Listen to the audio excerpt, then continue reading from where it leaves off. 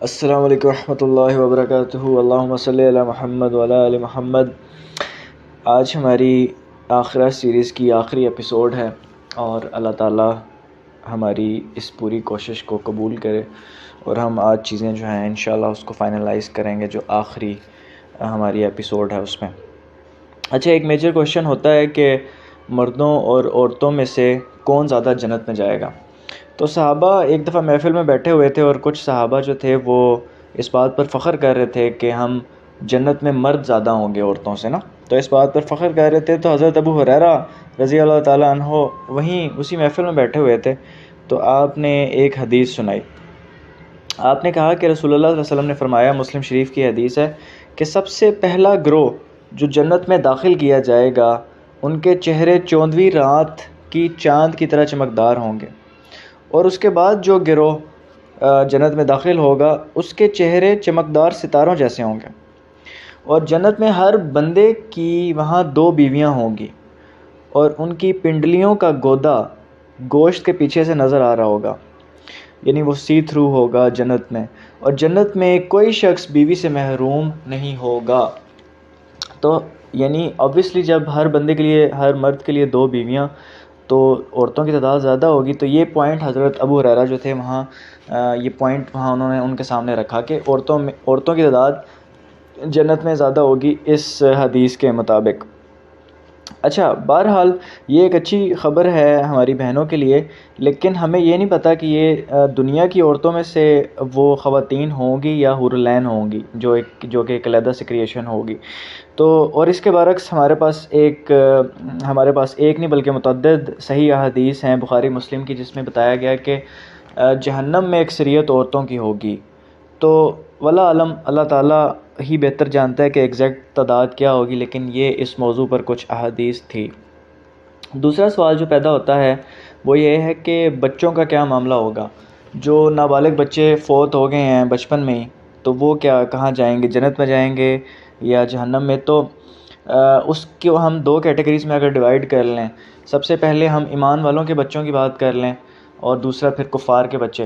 تو ایمان والوں کے بچوں کے بارے میں النووی کہتے ہیں کہ علماء کا اجماع ہے اس بات پر کہ ایمان والوں کے نابالغ بچے جنت میں جائیں گے، اور قرآن کی آیت بھی ہے سورہ رعد کی کہ نیک لوگوں کے باپ دادا بیویوں اور بچوں میں سے جو نیک ہوں گے وہ جنت میں ان کو اکٹھا کیا جائے گا۔ اور پھر رسول اللہ صلی اللہ علیہ وسلم کی ایک حدیث ہے، آپ صلی اللہ علیہ وسلم نے فرمایا کہ وہ عورت جس کے 3 بچے ہیں اور وہ 3 بچے اس عورت کے فوت ہو گئے ہیں، تو اس عورت کو جہنم سے بچا لیا جائے گا۔ یہ ان بچوں کے پیرنٹس کے بارے میں بات ہو رہی ہے۔ یعنی اگر کوئی عورت جو ہے اس کی ڈیتھ ہو جاتی ہے بچوں کی 3 کی، اور وہ صبر کے ساتھ کہ اللہ کی رضا ہے اس میں صبر کرتی ہوں، شور شرابہ نہیں، تو ایسی عورت کو دوزخ سے بچا لیا جائے گا اور obviously اس کو جنت میں لے جایا جائے گا۔ تو وہاں محفل میں ایک اور عورت تھی، وہ کھڑی ہوئی، تو انہوں نے پوچھا کہ رسول اللہ، اگر جن کی 2 اگر بچے ہوں تو ان کا کیا سلسلہ ہے؟ تو آپ نے کہا ہاں 2 والے بھی، یعنی اگر کسی عورت کے 2 بچے بچپن میں فوت ہو جائیں اور وہ صبر کرے تو ان کے لیے بھی یہی بشارت ہے جنت کی۔ اور ابو ہریرہ فرماتے ہیں، اس حدیث میں کمنٹ کرتے ہیں کہ یہاں نابالغ بچوں کی بات ہو رہی ہے۔ اچھا، ہم یہ بات یہاں واضح کرتے جائیں کہ یہ نا جنرل بات ہو رہی ہے، اس میں ہم یہ کوئی کنفرم نہیں کر سکتے کہ یہ فلاں شخص، یہ جو فلاں بچہ ہے یہ جنت میں جائے گا یا یہ جو ہے دوزخ میں جائے گا۔ ہم نہیں اس چیز کو ڈیسائیڈ کر سکتے، یہ اللہ تعالیٰ ڈیسائیڈ کرتا ہے۔ یہ ایک جنرل ایک جو حدیث سے ہمیں پتہ چلتا ہے اس کے قانون کے بارے میں بات کریں، کیونکہ اس کی مثال ہمیں ملتی ہے کہ ایک دفعہ مدینہ میں ایک بچہ فوت ہوا، تو حضرت عائشہ نے کہا انصار کا کہ وہ بچہ تھا، تو آپ نے کہا کہ یہ جنت کے پرندوں میں سے یہ شامل ہو گیا ہوگا۔ تو آپ صلی اللہ علیہ وسلم نے بعد میں انہیں کہا کہ اللہ نے جنت بھی بنائی ہے، اللہ نے دوزخ بھی بنائی ہے، اللہ ہی سب کچھ بناتا ہے۔ تو انہوں نے کہنے کا مقصد یہ تھا کہ ہم ڈیسائیڈ نہیں کرتے، ہم خود سے فیصلہ نہیں دے سکتے، یہ اللہ تعالیٰ کا اختیار ہے۔ اچھا، دوسرا کفار کے بچوں کے بارے میں کیا ایویڈنس ملتا ہے کہ وہ جو ہیں نابالغ بچے وہ کہاں جائیں گے؟ تو اس پہ علماء کی مختلف رائے ہے۔ کچھ لوگ کہتے ہیں کہ کفار کے بچے بھی جو نابالغ ہیں وہ تمام جنت میں جائیں گے مسلمانوں کے بچوں کے ساتھ، یعنی تمام بچے۔ اور اس کے بارے میں امام الجوزی ہیں، النووی ہیں، وہ کہتے ہیں کہ تمام بچے انکلوڈنگ کفار کے جو ہیں وہ جنت میں جائیں گے. اور اس پہ کچھ ہمیں جو ریفرنس ملتے ہیں کہ ایک دفعہ بتایا جاتا ہے کہ آپ صلی اللہ علیہ وسلم نے تمام بچوں کو اللہ تعالیٰ سے مانگا، یعنی تمام کی شفاعت مانگی اور اللہ تعالیٰ نے دے دی. اس کے برعکس کچھ علماء ہیں جس میں ابن تیمیہ ہیں، وہ کہتے ہیں کہ نہیں، ان کے بھی کوشچن آنسر ہوں گے، یعنی ان کا بھی احتساب ہوگا ان بچوں کا، ان کا جو بھی کرائٹیریا ہوگا. واللہ عالم، جو بھی ہے یہ غیب کا علم ہے، اصل علم اللہ کے پاس ہے، تو ہم اس پہ زیادہ جو ہے وہ تباہ آزمائی نہیں کرتے. اب ہم ذکر کرتے ہیں ان لوگوں کے بارے میں جن کے نام لے کر بتایا گیا ہے کہ یہ جنت میں جائیں گے انشاءاللہ. اور یہ بھی گارنٹی نہیں ہے، یہ ہم جسٹ وہی بتا رہے ہیں کہ جب ہم کسی بات کی گارنٹی لے لیتے ہیں نا کہ یہ بندہ جنت میں جائے گا، یہ دوزخ میں، تو اس کا مطلب ہے کہ ہم اللہ تعالیٰ کا اختیار لے لیتے ہیں، کیونکہ اصل اختیار تو اللہ کا ہے نا کہ اس نے ڈیسائیڈ کرنا ہے، تو ہم خود سے تو ڈیسائیڈ نہیں کر سکتے. تو اس چیز میں بڑی احتیاط کرنی چاہیے. بہرحال رسول اللہ صلی اللہ علیہ وسلم کی حدیث ہے بخاری کی، آپ صلی اللہ علیہ وسلم نے فرمایا کہ کسی شخص کے اچھے اعمال اس سے جنت میں لے جانے کے لیے کافی نہیں ہوں گے جب تک کہ اللہ کا فضل شامل نہیں ہو. تو اعمال کے بنیاد پر ہم جنت میں کبھی بھی نہیں جائیں گے، اس بات کو آپ نے یاد رکھنا ہے. ہمیشہ اللہ کا فضل ہوگا. صحابہ نے پوچھا کہ یا رسول اللہ، کیا آپ کے اعمال بھی کافی نہیں ہیں جنت میں لے جانے کے لیے؟ تو آپ نے کہا نہیں، میرے بھی نہیں ہیں. تو جب آپ صلی اللہ علیہ وسلم اپنے آپ کو اتنا ہمبل رکھ رہے ہیں، تو ہم کس کھاتے میں آتے ہیں؟ ہم کس گمان میں ہیں کہ چھوٹی سی نیکی کر کے ہم سمجھتے ہیں کہ ہم جنت کے حقدار ہو گئے ہیں؟ تو ہم جائیں گے، اللہ کے فضل سے جائیں گے، ہمارا اس میں اختیار نہیں ہوگا. اچھا، ان لوگوں کا ذکر کرتے ہیں جن کا حدیث میں ذکر ہے کہ وہ جنت ان کو نصیب ہوگی انشاءاللہ. ترمذی شریف کی حدیث ہے، حضرت علی فرماتے ہیں کہ رسول اللہ صلی اللہ علیہ وسلم نے فرمایا کہ جنت کے لوگوں کے سردار انبیاء کے علاوہ ابو بکر اور عمر ہوں گے. یعنی یہ اتنی بڑی بڑی ہستیاں ہیں، خلیفہ اول اور خلیفہ ثانی، اتنی بڑی بڑی ہستیاں ہیں کہ یہ ہر مشورے میں آپ صلی اللہ علیہ وسلم کے شامل ہوتے تھے. ہمیشہ جب بھی آپ کو ضرورت ہوتی تھی، آپ صلی اللہ علیہ وسلم کے رفیق تھے، آپ کے ایڈوائزرز تھے، ہمیشہ سب سے آگے ہوتے تھے ہر کام میں. تو یہ لوگ حضرت علی کو حضور اکرم صلی اللہ علیہ وسلم نے فرمایا کہ جنت کے لوگوں کے سردار عمر اور ابو بکر ہوں گے. اور پھر یہ بھی کہا علی کو کہ ان دونوں کو مت بتانا، یعنی ان سے خفیہ رکھیں کہ یہ گارڈ کوئی بھی جو ہے اپنا ہلکا نہ کرے. اچھا، ترمذی شریف کی ایک اور حدیث ہے، رسول اللہ صلی اللہ علیہ وسلم نے فرمایا کہ حسن اور حسین جنت کے نوجوانوں کے سردار ہیں. تو ہمیں پتہ چلتا ہے کہ یعنی جو بڑے ہیں وہ حضرت جو جنت کے بڑے ہوں گے ان کے سردار حضرت ابو بکر اور حضرت عمر رضی اللہ تعالیٰ عنہ ہوں گے، جبکہ جو نوجوان ہوں گے جنت کے ان کے سردار حسن اور حسین ہوں گے. اچھا، یہاں کوشچن ہوتا ہے کہ بڑے اور چھوٹے کا کیا وہاں ہوگا؟ وہاں تو سب کی عمر سیم ہوگی، 33 سال حضرت عیسیٰ جتنی. بالکل ہوگی، لیکن اوبیسلی جو لوگ جوانی میں فوت ہوئے ہیں ان کو وہاں جوان سمجھا جائے گا، اور جو تھوڑا سا بڑھاپے کی عمر میں فوت ہوئے ہیں تو ان کو وہاں سمجھا جائے گا کہ یہ بڑے ہیں. تو یہ صرف پہچان کے لیے ہوگا وہاں. اچھا، مسند احمد کی حدیث ہے، آپ صلی اللہ علیہ وسلم نے فرمایا، آپ نے ریت میں 4 لکیریں آپ نے کھینچی اور صحابہ سے پوچھا ان کی اٹینشن گریب کرنے کے لیے کہ تمہیں پتہ ہے کہ یہ 4 لکیریں میں نے کیوں کھینچی ہیں؟ تو صحابہ نے جواب دیا کہ نہیں یا رسول اللہ، ہمیں نہیں پتہ. تو آپ صلی اللہ علیہ وسلم نے فرمایا کہ جنت کی عورتوں میں سے سب سے بہترین 4 ہیں. نمبر 1 مریم بنت عمران، یعنی حضرت عیسیٰ کی جو والدہ مریم. ختیجہ بن خالد آپ صلی اللہ علیہ وسلم کی بیوی. فاطمہ بنت محمد آپ کی بیٹی. اور آسیہ ابن مجاہد، یعنی فرعون کی جو بیوی تھی. تو یہ 4 جو ہیں یہ سب سے بیسٹ ہیں جو دنیا کی خواتین میں سے، اور یہ انشاءاللہ جنت میں جائیں گی. اللہ تعالیٰ سورہ آل عمران میں فرماتے ہیں حضرت مریم کے بارے میں، اور جب فرشتوں نے کہا تھا کہ اے مریم، بے شک اللہ نے تمہیں چن لیا ہے، تمہیں پاکیزگی عطا کی ہے، اور دنیا جہاں کی ساری عورتوں میں تمہیں منتخب کر کے فضیلت بخشی ہے. یعنی حضرت مریم سب سے جو ٹاپ پر ہیں وومن کی لسٹ میں جنت میں جانے کے. اور پھر حضرت آسیہ کے بارے میں جو فرعون کی بیوی تھی، سورہ تحریم میں آتا ہے، آپ اللہ تعالیٰ فرماتے ہیں، اور جن لوگوں نے ایمان اختیار کیا ہے ان کے لیے اللہ فرعون کی بیوی کو مثال کے طور پر پیش کرتا ہے، جب اس نے کہا تھا کہ میرے پروردگار میرے لیے اپنے پاس جنت میں ایک گھر بنا دے، اور مجھے فرعون اور اس کے عمل سے نجات دے دے، اور مجھے ظالم لوگوں سے بھی نجات عطا فرما. یعنی فرعون جو تھا اپنے وقت کا اتنا بڑا بادشاہ تھا، اور حضرت آسیہ کے پاس سب کچھ ہونے کے باوجود دنیاوی معاملات میں اگر ہم دیکھیں سب کچھ تھا، کیونکہ اتنے بڑے بادشاہ کی وہ بیوی تھی، اس کے باوجود بھی اللہ تعالیٰ سے کہہ رہی ہیں کہ مجھے جنت میں ایک گھر بنا دیں. تو وہ انکلوڈڈ ہیں جنت کی ان 4 جو ہیں سب سے بہترین خواتین میں دنیا کی۔ اچھا، ان 4 خواتین میں کیا چیز امپورٹنٹ ہے؟ آپ نے دیکھا ہوگا، غور کیا ہوگا کہ یہ چاروں کی چاروں انبیاء سے ان کا کوئی نہ کوئی کنیکشن بنتا ہے۔ 2 نے نبیوں کو پالا، حضرت مریم اور حضرت آسیہ نے، اور ایسا پالا کہ انہوں نے جو ٹاپ کے نبی تھے حضرت عیسیٰ اور حضرت موسیٰ، ان کی پرورش کی، جنہوں نے دنیا میں جن کے پیغام کی آپ دیکھیں گے کہاں تک رسائی ہوئی ہے۔ تو ان خواتین نے ایسے نبیوں کی پرورش کی، تو وہ کیسی پرورش کی ہوگی؟ تو وہ اہم کردار جو ہے ان کا۔ تو اس کے علاوہ حضرت ختیجہ نے مشکل وقت میں آپ صلی اللہ علیہ وسلم کی سپورٹ کی، معاشی طور پر، سائیکولوجیکل طور پہ آپ کو کمفرٹ دیا، آپ کی بات سنی جب آپ مشکل میں تھے، پریشانی میں تھے، آپ کو جب پیسوں کی ضرورت تھی تو آپ کو ہر حوالے سے آپ نے سپورٹ کیا۔ اور حضرت فاطمہ علیہ السلام کیونکہ اتنی پاک نسل سے ہیں، نبی پاک صلی اللہ علیہ وسلم کی بیٹی ہیں، اور انہوں نے بھی بڑی ٹف زندگی گزاری، تو یہ جو 4 خواتین ہیں یہ بیسٹ خواتین ہیں۔ اچھا، یہ ان بہنوں کے لیے بھی نصیحت ہے جو کہ آج کل ہم نے دیکھا ہے کہ ہمیں پتہ چلتا ہے کہ آئیڈیل طور پر ایک عورت کا کیا کردار ہونا چاہیے، اور وہ کردار یہ ہے کہ جو بچوں کی پرورش ہے وہ بہت امپورٹنٹ ہے، اور جو شوہر کے ساتھ جو حسن سلوک ہے اور ان کو کمفرٹ دینا، یہ کتنے بڑے بڑے رولز ہیں جنہیں ہم اگنور کر رہے ہیں آج کل۔ صرف ہم کیریئرز کے پیچھے لگ کر یہ جو سگنیفیکنٹ رول ہیں انہیں نظر انداز کر جاتے ہیں۔ کیریئر اپنے پرسیو کرنا، اس میں کوئی ہم جو ہے قباحت نہیں ہے، وہ حلال ہے، سب کچھ کر سکتے ہیں، بٹ یہ جو امپورٹنٹ رولز ہیں انہیں تو کوئی اگنور نہیں کر سکتا۔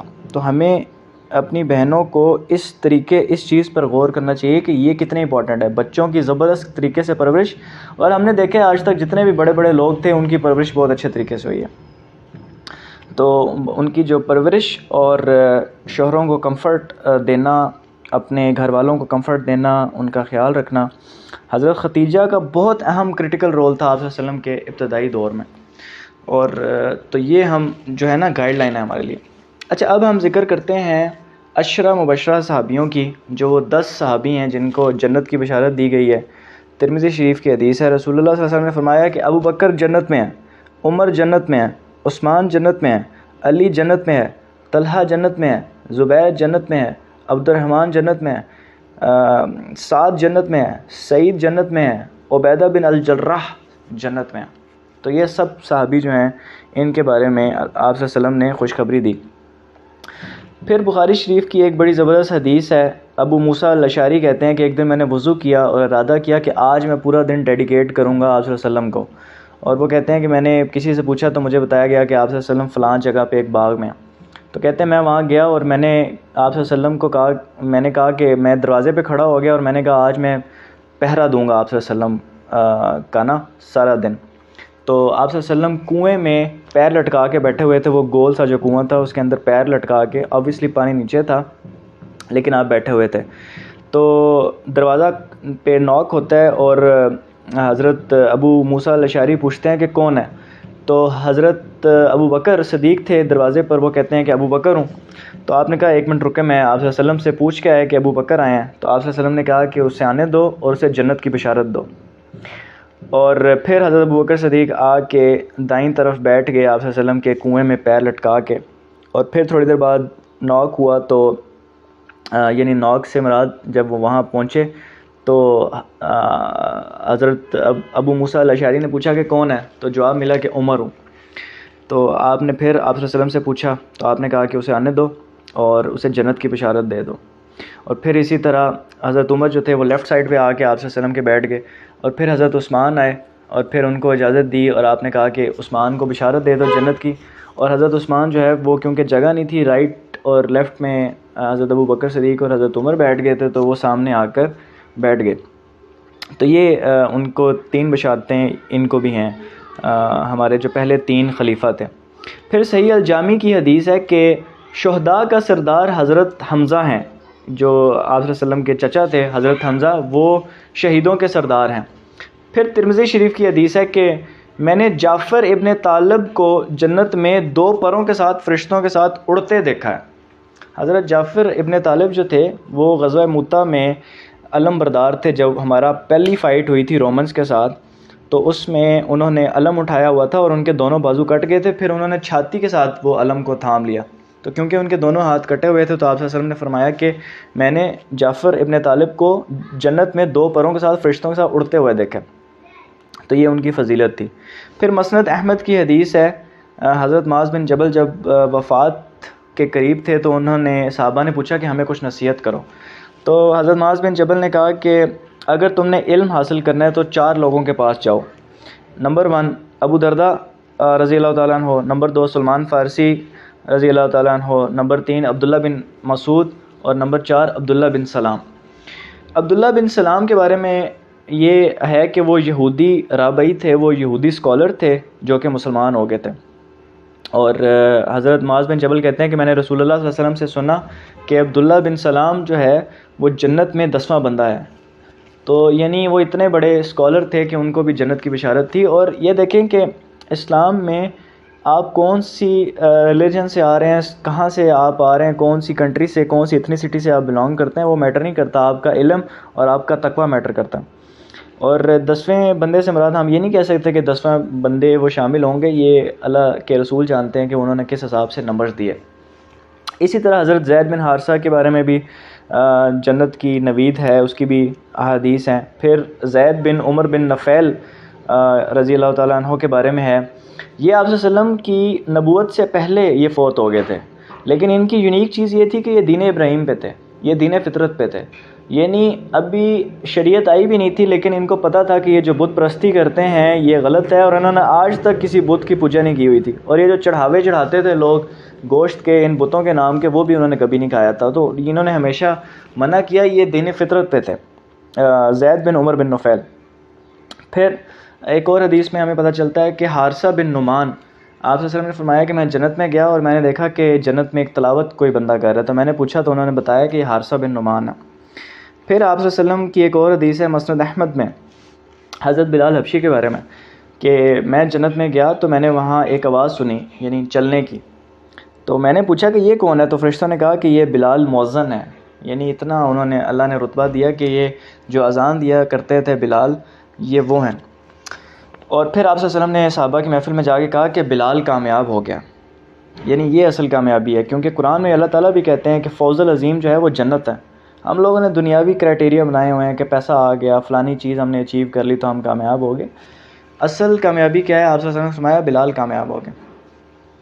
اچھا، اب کچھ اہم نقطوں کے ہم ذکر کرتے ہیں جنت کے بارے میں.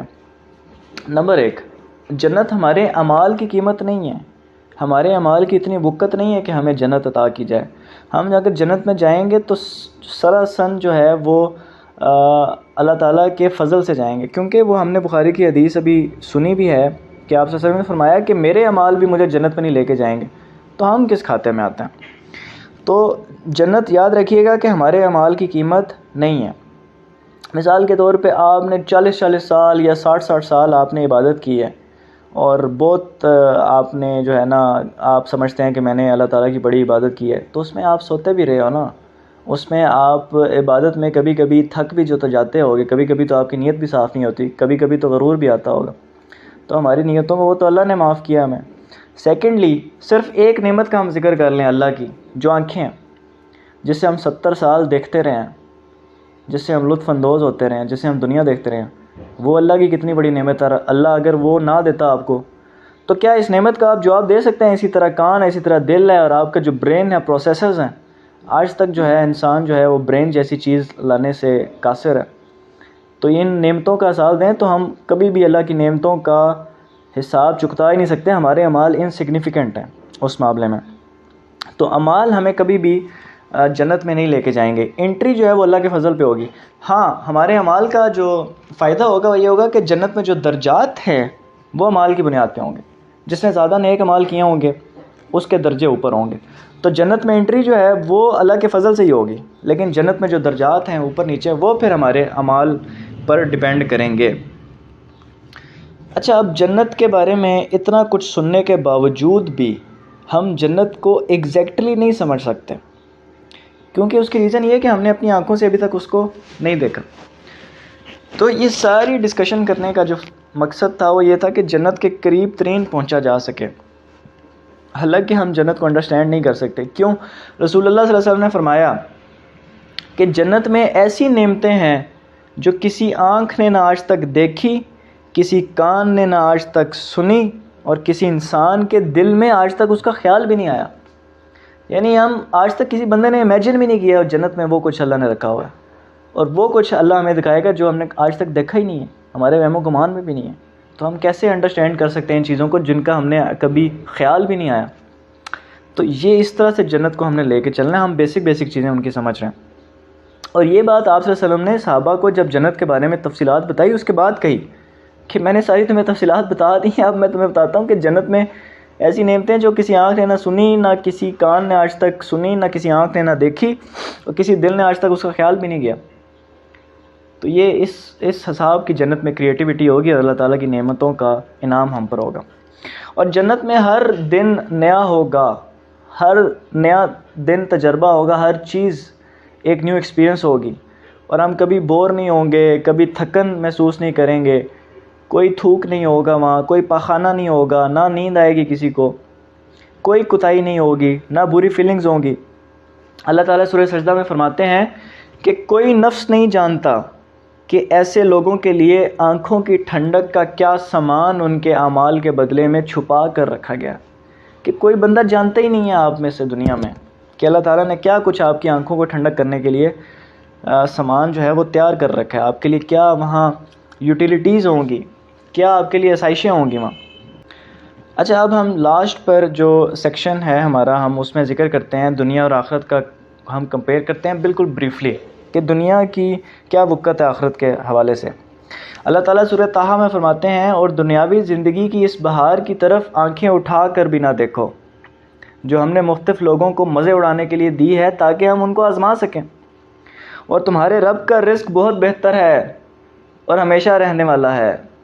یعنی دنیا میں یہ جو بنگلے شنگلے، کوٹھیاں موٹھیاں، یہ تھوڑی سی چودراہٹ، یہ ڈالے ملے، سیکیورٹی گارڈ، پروٹوکول، سٹیٹس، ان سے انسپائر نہ ہونا، یہ تو ہم نے دنیا میں تھوڑے وقتی طور پہ دیا ہوا ہے آزمائش کے لیے. اور تمہارے رب کا رزق بہت بہتر ہے، یعنی جنت بہت بہتر ہے اور ہمیشہ رہنے والی. تو یہ دنیا کی مقدار. اچھا دیکھیں، اب ہم نا کمپیئر کرتے ہیں سب سے پہلے دنیا اور آخرت کو کوانٹٹی کے حوالے سے، مقدار کے حوالے سے. تو اللہ تعالیٰ سورہ نساء میں فرماتے ہیں کہ دنیا کا فائدہ تو تھوڑا سا ہے، تھوڑا سا فائدہ ہے، اور جو شخص تقوی اختیار کرے گا اس کے لیے آخرت کہیں زیادہ بہتر ہے. تو یہ دنیا میں تو تھوڑا سا مزہ ہے، آخرت میں تو مزے ہی مزے ہیں اور ہمیشہ ہمیشہ کے لیے. اور وہ کیا اللہ تعالیٰ فرماتے ہیں کہ والآخرۃ خیر وابقیٰ، آخرت بہت بہترین ہے دنیا کے مقابلے میں اور ہمیشہ ہمیشہ رہنے والی ہے. بل تؤثرون الحیات الدنیا، لیکن تم لوگ دنیا کی زندگی پریفر کرتے ہو. تم لوگوں نے غور ہی نہیں کیا، تمہیں پتہ ہی نہیں ہے کہ آخرت میں رکھا کیا ہے میں نے تمہاری آنکھوں کو ٹھنڈا کرنے کے لیے. نمبر 2 کرائٹیریا، معیار، کوالٹی. آپ صلی اللہ علیہ وسلم نے فرمایا کہ جنت میں ایک کوڑے جتنی جو جگہ ہے وہ اس دنیا میں جو کچھ بھی ہے اور اس دنیا سے بہتر ہے. اور کوڑے کا سائز کیا ہے؟ آپ کچھ کوڑا ہوتا ہے جو انسانوں کو مارا جاتا ہے، وہ انچ بٹا کوئی فٹ ہوگا. اتنی سی جگہ جنت کی جو ہے وہ اس دنیا سے بہتر ہے، اور دنیا میں جو کچھ بھی ہے اس سے بہتر ہے. دنیا کی جو بڑی بڑی آئی لینڈز ہیں، بڑی بڑی یاٹس ہیں، بڑی بڑی بلٹ ٹرینز ہیں، ان سے بہتر ہے. اور پھر آپ صلی اللہ علیہ وسلم نے فرمایا ایک اور جگہ کہ دنیا کی مثال آخرت کے حوالے سے ایسی ہے جیسے سمندر میں تم انگلی کو ڈبو تو ایک قطرہ پانی کا لگتا ہے، تو دیکھ لو اپنی انگلی پر کتنا پانی لگتا ہے. تو دنیا کی جو ورتھ ہے وہ کچھ بھی نہیں ہے آخرت کے مقابلے میں. یہ 60-70 سال کی زندگی کیا ہے؟ کچھ بھی نہیں ہے. اور پھر آپ صلی اللہ علیہ وسلم نے فرمایا کہ جنت کی عورت کا جو سکارف ہوگا وہ اس دنیا میں جو کچھ بھی ہے اور دنیا سے بہتر ہے. وہ صرف اس کا سکارف، آپ کو پتہ نہیں ہے وہ فیبرک کیا. ٹھیک ہے، تو ہر چیز جو جنت کی کوالٹی، ہر چیز کی کوالٹی بہت بہترین ہے، ہم امیجن بھی نہیں کر سکتے. تیسرا کرائٹیریا جو ہم دنیا اور آخرت کو کمپیئر کرتے ہیں تو وہ یہ کہ جنت میں ہر چیز پیور ہوگی، پاک ہوگی، جبکہ دنیا میں ہر چیز جو ہے امپیور ہے، ناپاک ہے، نامکمل ہے. مثال دیتے ہیں، کھانا ہم بات کرتے ہیں، دنیا میں کھانا ہمیں بڑا اچھا لگتا ہے، اور اگر مزے کا کھانا ہو جائے تو انسان کو اس سے بہتر کوئی چیز نہیں لگتی.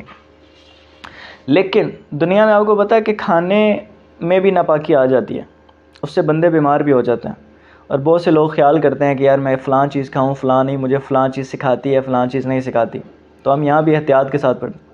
لیکن آخرت میں کیسے ہوں گے؟ آخرت میں کیسے جام ہوں گے؟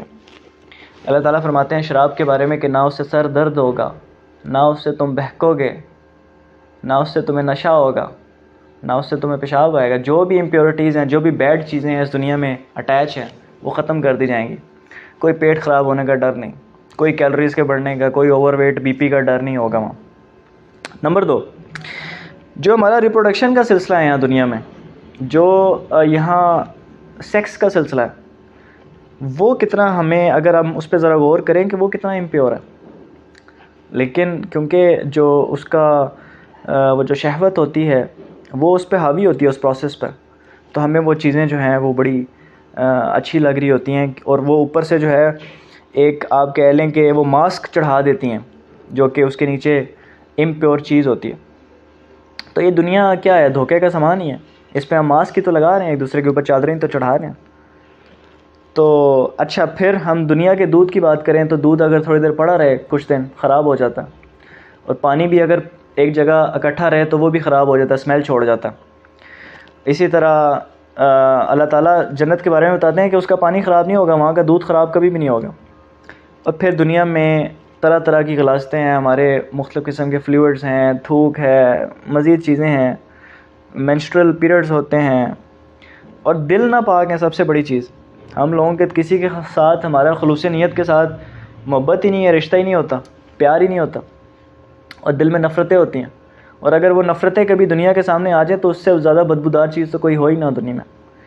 تو دنیا میں ساری چیزیں امپیور ہیں، امپرفیکٹ ہیں، نامکمل ہیں، انکمپلیٹ ہیں۔ آخرت میں تمام چیزیں کمپلیٹ ہوں گی، مکمل ہوں گی، پرفیکٹ ہوں گی، آئیڈیل ہوں گی، بہترین ہوں گی۔